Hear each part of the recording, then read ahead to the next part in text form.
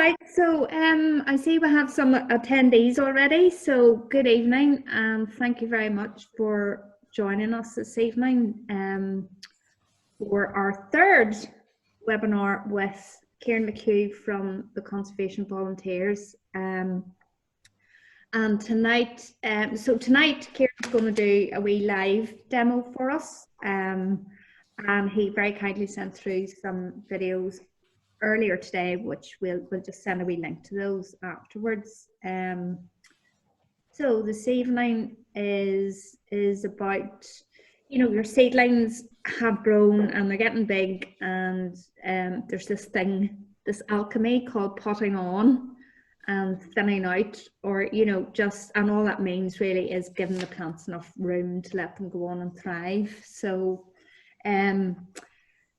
wee bit of housekeeping, just if you have questions, and would love to have them, if you could use at the bottom of your screen, there'll be a Q&A button. If you could use that, that would be absolutely brilliant. So I will hand you over to Kieran. Away you go, Kieran. Hello everybody.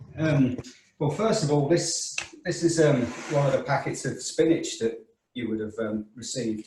I sowed them ready for tonight, really. So now they're at the stage where I've put too many in the pot, so they're all fighting for nutrients and space, really, so that they could spread their roots out. So what we're going to do is we're just going to thin a few out and pop them up. You can either replant them somewhere else in your garden, or if you've got a gardening club going, you know, you could share them with other people or plant them out. But these are great because as soon as you take a few leaves off the spinach, you know, you can just watch it rejuvenate. So it's what we call perpetual spinach.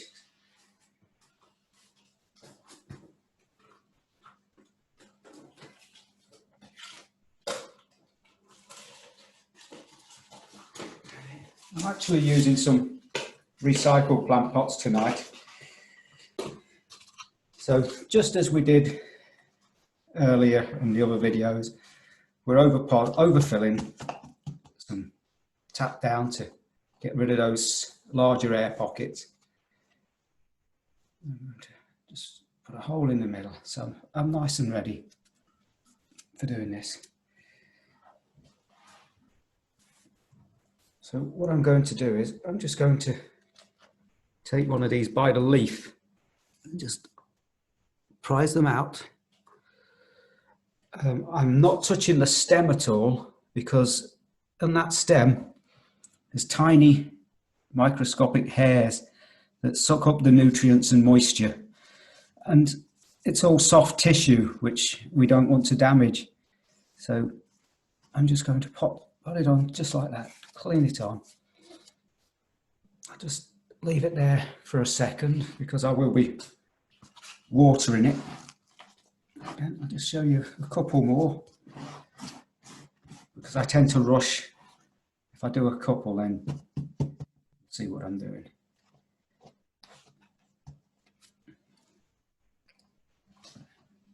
I'm just making a hole ready. So just holding it by a leaflet or a leaf and just taking it out. You can see there all those lovely roots. It's all ready for potting on, really. And I'm just firming it in so that those roots have got a great contact with the soil or the compost. What I'm using is an organic peat-free compost. I always use peat-free compost. You can get it, like I said before, in any garden centres or from your local authority if they provide it from the green waste.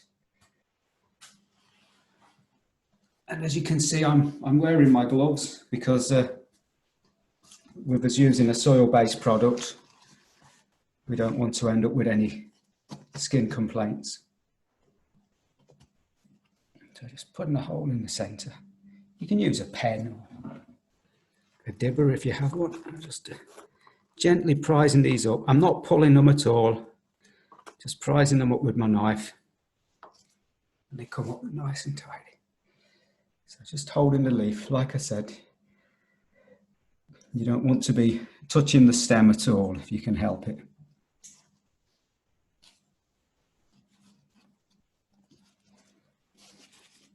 So there's 3 plants that you could either share with friends or relatives, or if you're in a garden club, or even just plant out somewhere yourself.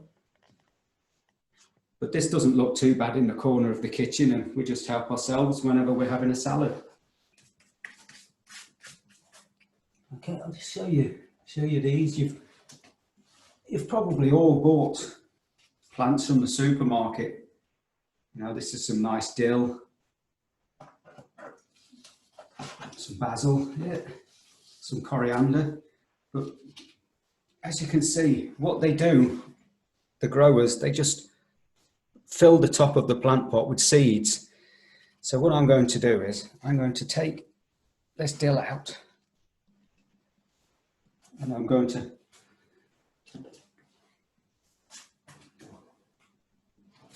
pop it into some bigger boxes, or bigger pots I should say.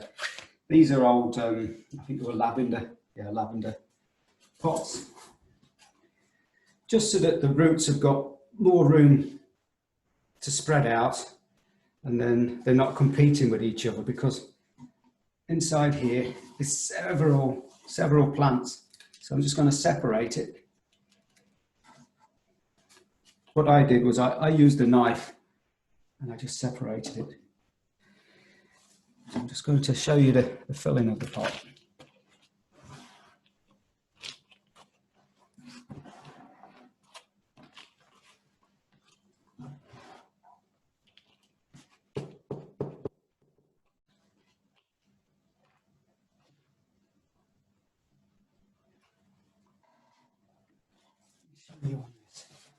What I'm going to do is I'm just going to bury it up to the top of the soil mark. As you can see there, you can see all those roots. So it's just getting to that pot bound. You'll see these roots at the bottom here. They're going to start coming out of the bottom of the pot. So that's an indication that it's ready for repotting, really. So I'm just going to take this half, pop it in. Just turning the pot around so I don't bury these leaves. Then I'm going to firm it down. Firming it down just so that those roots have got good contact with the soil.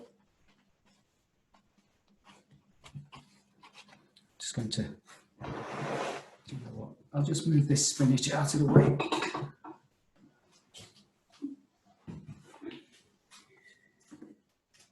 Just leave that there.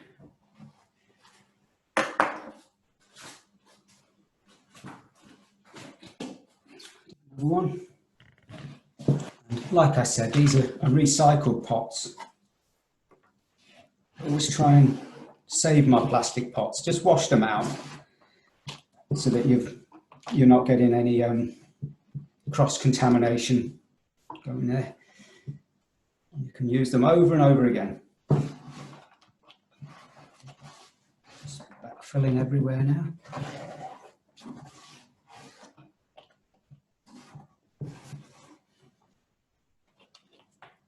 Just firming it down.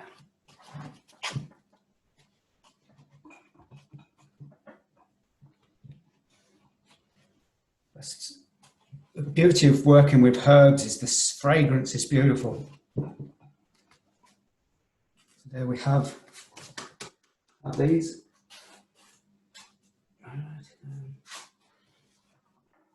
Give them a good soaking before they start to wilt.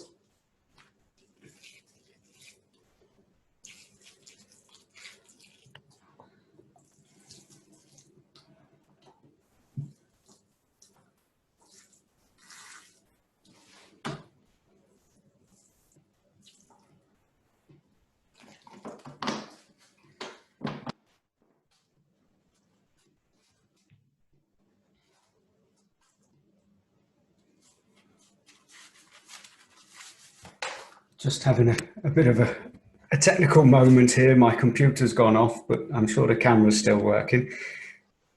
There we go. So What I'll do is I'll leave it at that. If anybody has any questions, or I have got some other plants here that if you want me to show you any of that again, I'll be happy to. Kieran, thanks very much for that. That's great. I see you had a basil plant there, had you?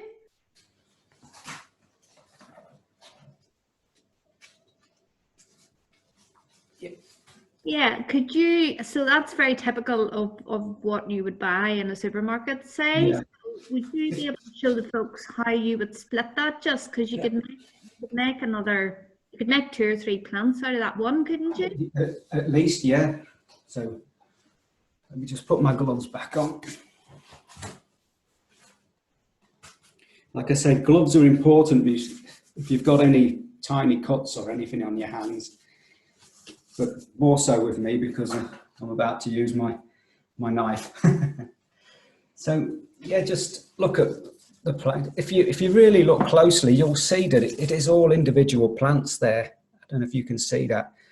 What the growers do, they just cover the whole top of the plant pot with seeds. So what I'm going to do is I'm just going to sever it.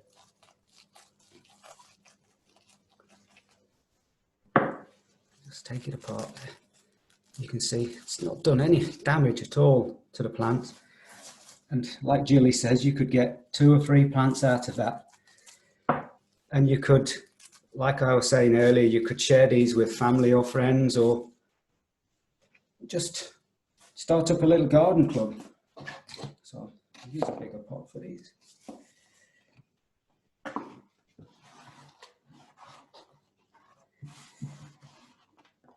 And it's a good way of getting your money back as well. Just going to make a hole.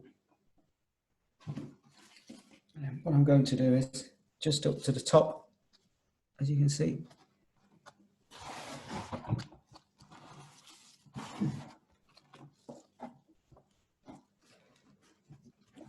Doing this with coriander is a must for me because I don't know what it is with coriander. I just cannot grow coriander.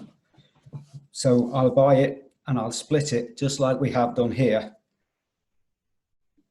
And that's my way of keeping coriander in the house. So yeah, there you go. Yeah, if you have a look here, this is you can see how they are all individual plants. So if you wanted, you could get more than 3, you could get 4, 5 out of that.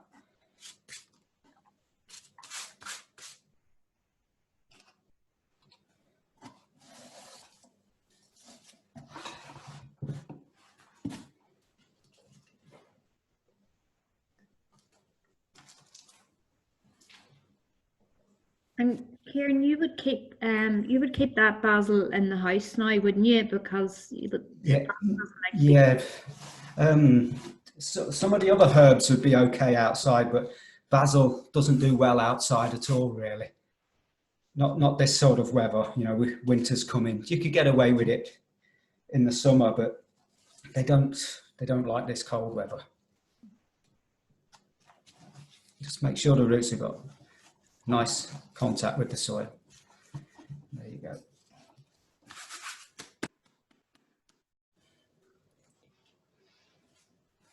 That's great, fantastic. Also, you had the spinach there, you know, in the big pots and stuff. The spinach could stay outside though over winter, couldn't it? Yeah. Oh yes. Yeah. You could plant that out.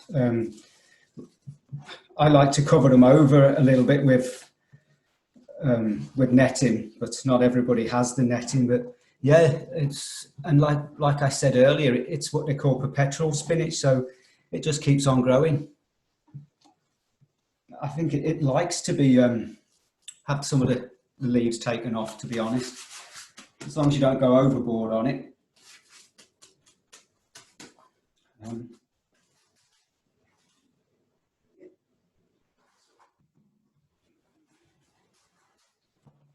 So there's the spinach, yeah, and you can see I've done exactly the same as what these growers do, all individual seeds. So this is all individual plants inside here. and it's all ready for harvesting and eating. And as you take the leaves off, more leaves grow, and there you have your spinach. And Kieran, it's important to remember too, if you're harvesting the spinach or cutting come again salad leaves or anything of that nature, as well as the basil, that you need to leave a bit of leaf at the bottom. Yes. Yeah. You can't take everyone, obviously, or yeah. Just don't go overboard. Just take the odd one or two off as you need them, and leave enough leaves so that they can get the sunlight and rejuvenate. Just like Jilly said there. Oh, sorry. Yeah, I'm looking at the computer and not the camera. Fantastic. I think we should share with the folks too about when you're potting on. It's important not to go from. Actually, I grabbed a couple of things just before I started here. It's really important not to go from a wee tiny pot into like that size of a pot. You know, you need to go up in increments, really. I think if you put something into a really big pot, there's a danger that you can overwater them, isn't there? And the compost stays wet because you haven't got enough root. Yeah, that can cause root rot, but also you're wasting your valuable. You see, to me, compost is a valuable product, and if you're putting them in too large of a plant pot, the roots are going to be searching, so you're going to be producing more roots as well. But it's wasting the compost, and just like Julie said, you find that there's a surplus of water in there. You've got the drainage holes in the bottom, but you do find that you're overwatering to compensate, to stop that the compost drying out too much, and you overwater if they're in too large of a plant pot. Surely. The other thing that somebody had asked the question earlier today, how do you know when you need to put something on? And basically it's kind of if the roots are coming out of the bottom like this, or like you showed us.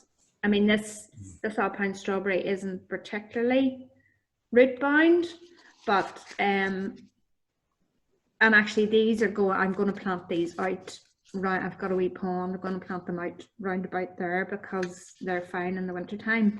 But yeah, it's if you look underneath and you see the roots coming out, that's probably a good indicator, Kieran, isn't it? Yeah, I brought it's only a little Hebe here, but that's the extreme. You know, that's a clear indication that it wants repotting.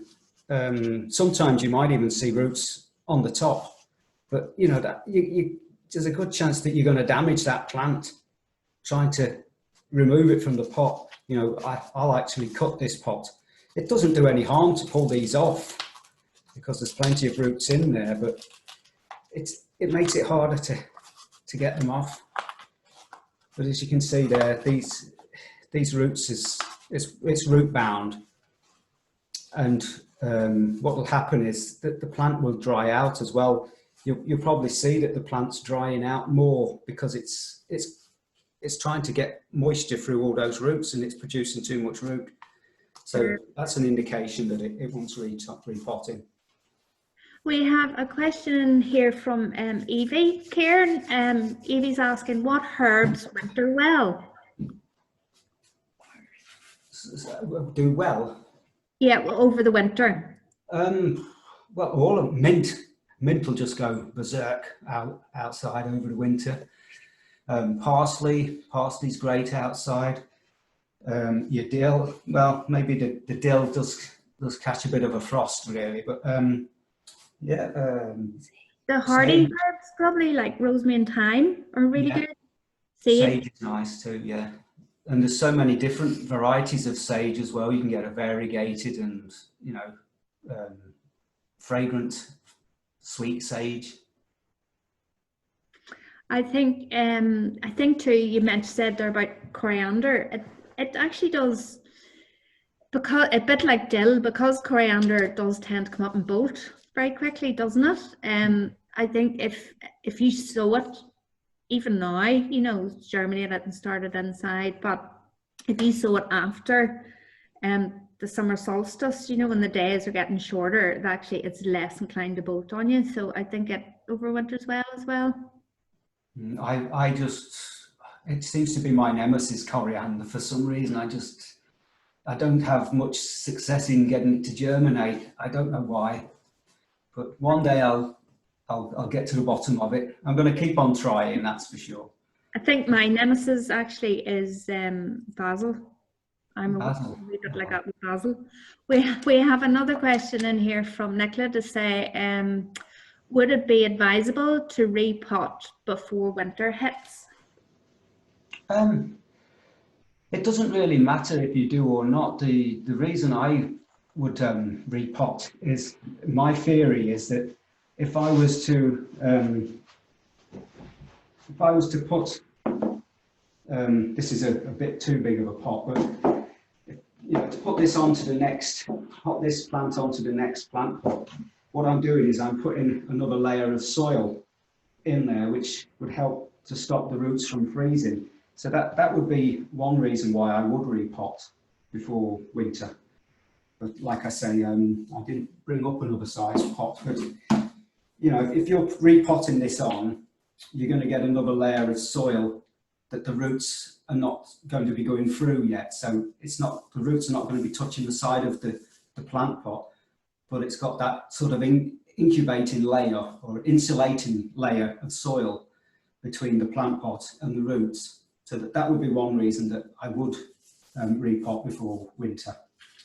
Sure, and you wouldn't, I mean, the stuff you have outside, you'd obviously water a lot less because growth has slowed as well, and you don't want them to be soaking wet. And then when they freeze, that does kind of damage. Yeah.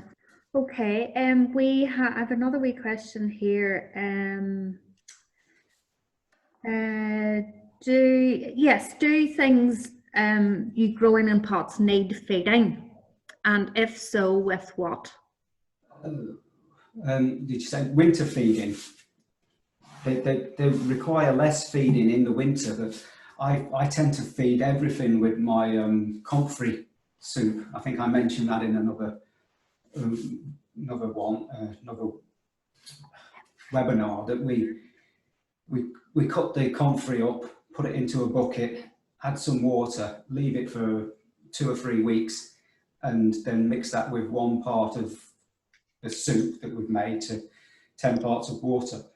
And that's what I would water with. But you can do it with nettles as well if you haven't got any comfrey. You can get a organic seaweed liquid feed as well, but I like to keep things in my own garden, so I have the comfrey and the nettles to hand, so that's why I would use that as an organic feed. You could also put some chicken pellets or ground down seaweed, but I would tend to do that in the spring when they're sort of rejuvenating again. I would do that too, Kieran, if I'd overwinter the pots, and to be fair, a lot of things sort of die back, maybe like your mint, and they look a bit scraggy and stuff, and then one day in spring you just notice that they burst into life again. And then I would kind of take out any wee weeds on the top of the pot, and as you say, maybe seaweed granules or organic chicken manure or fish blood and bone or something like that, and a wee top dressing of compost as well.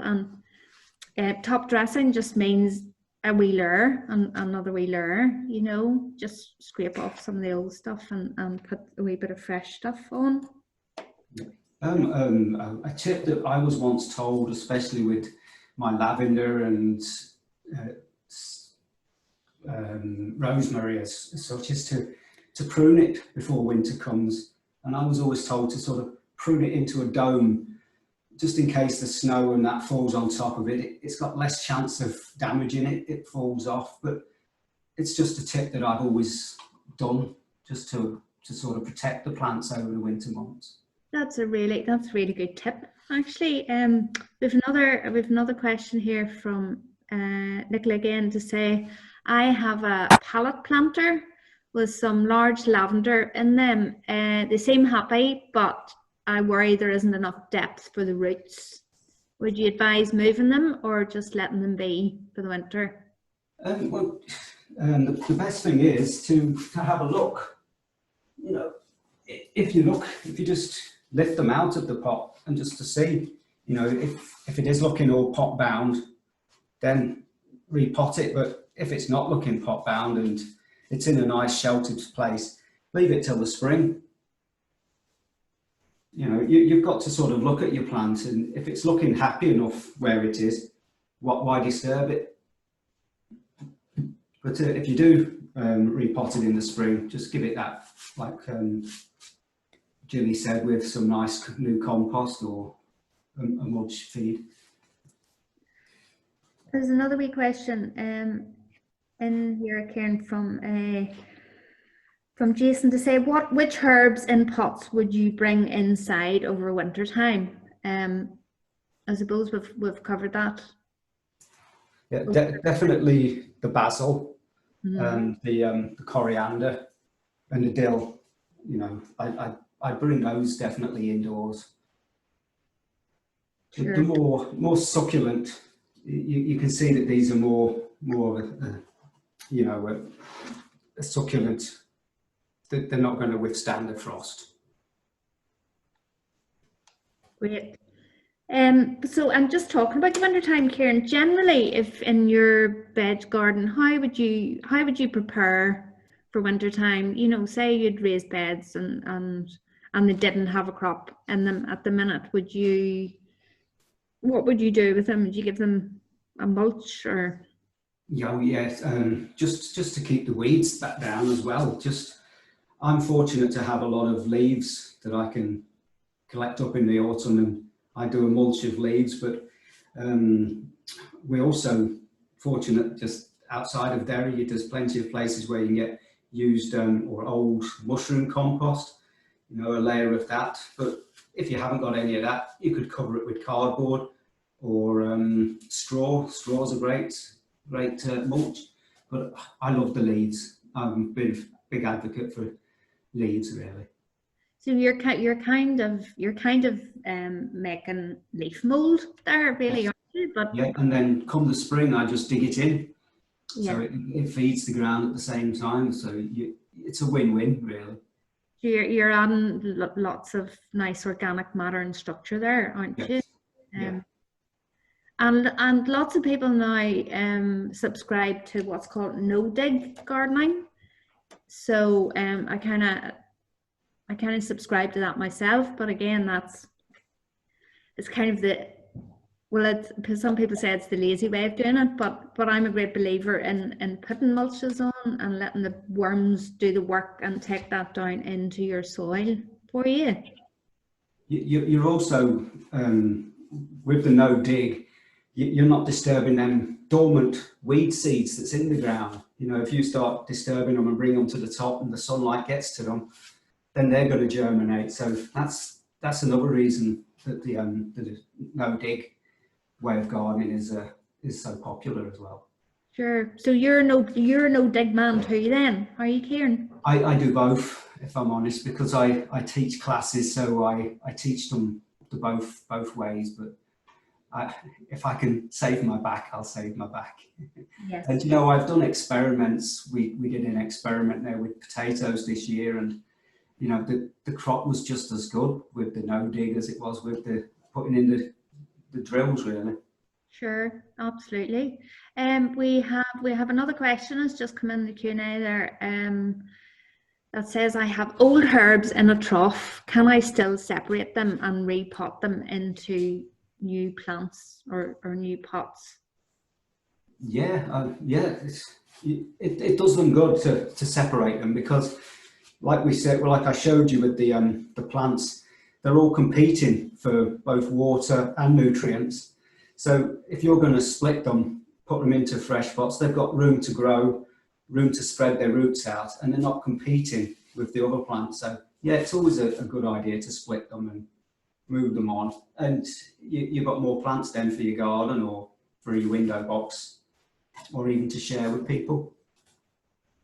Brilliant, Kieran. I was just thinking when I was watching your video earlier, and where you had directly sown seeds into the soil, quite thickly, you know, and there were quite a lot of seedlings come up, and you were thinning those out, which is just sort of removing some of them with the roots attached, and repotting those into pots and stuff. I mean, you could in theory repot those into another planter, raised bed outside, or create another row beside that row if you have enough room. Yeah. I just broadcast far too many because I wasn't sure how many would germinate. So rather than waste them, I just moved them on. But we didn't have room for those ones, so they were repotted on to go to another place, really. But I'll grow them on a bit more in the plant pots. Sure. Okay. That's great. Brilliant. So has anybody any more questions? That seems to have, I suppose we've got a slightly smaller bunch this evening, but you've been very thorough. Kieran, I think for the questions I had here, I think we had kind of covered those all. So just talking about compost, and obviously the next webinar is going to be on making your own compost, and you mentioned leaf mold and stuff there, which is it's a brain free resource that's going to feed your garden over the long term, and also obviously very sustainable as well. But for anybody who mightn't have a compost heap or compost that's ready, or and so over the winter time you'd mentioned putting on leaves to protect the soil. You could also use cardboard, couldn't you? Yeah, and it's a way of using that old cardboard up, and again it will just break down into the soil, so it does the same job. It suppresses the weeds, it keeps that moisture in that we want, and it stops the ground freezing. Well, it's not going to stop it, but it reduces the chance of it freezing to a higher temperature. But yeah, cardboard, any old carpet, stuff like that would do a great job. And what about green manures for overwintering? Would you use green manures at all?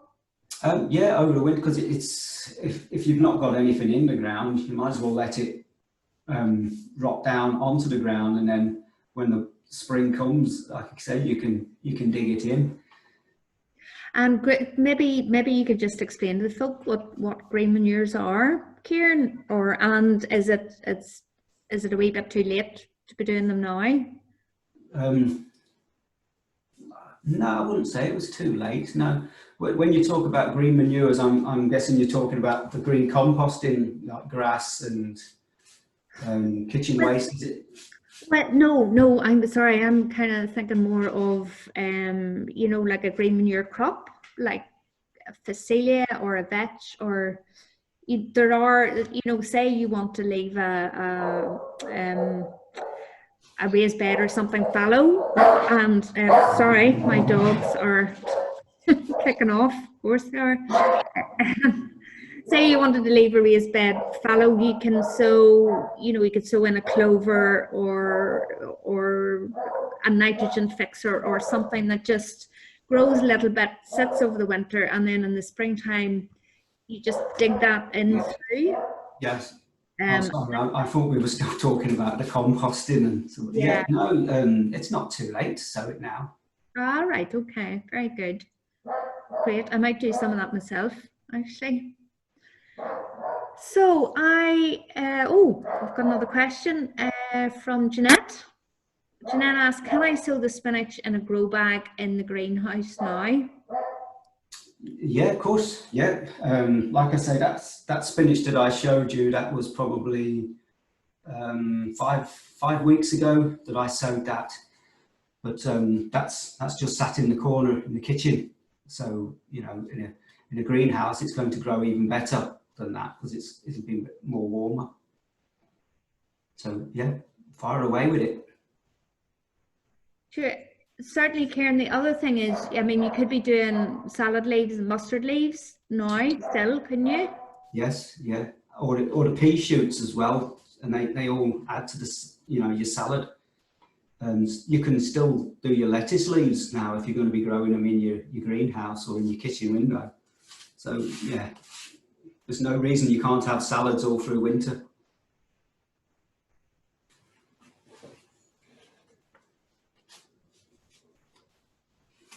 Sorry about that, just had to open the door for the dogs. So any more questions? Nobody has any more questions, I think. One from the dog. Or from the dog. And they have been fed.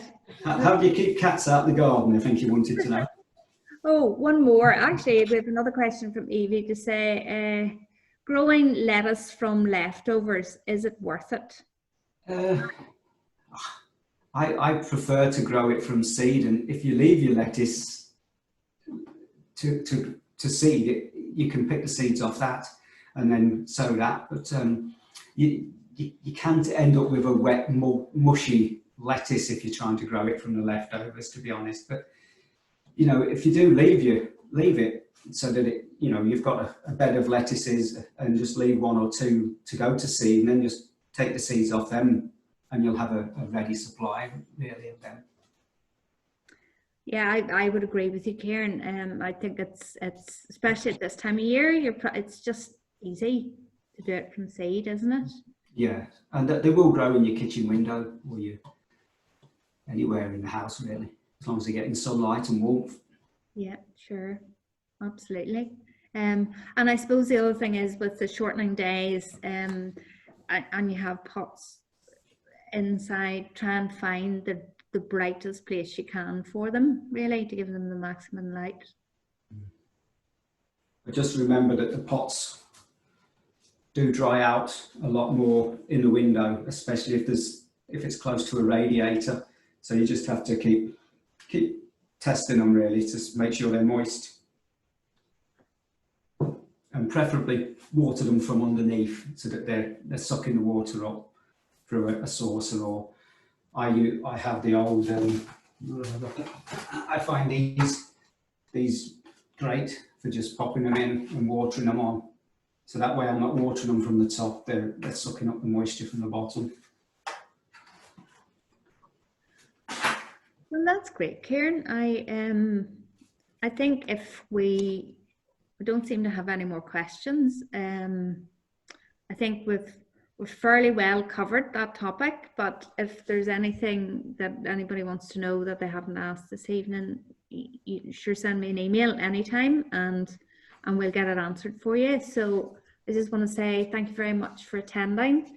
Thank you very much to Kieran from the Conservation Volunteers, and we will see you next, well, I think it's next Thursday, isn't it, Kieran?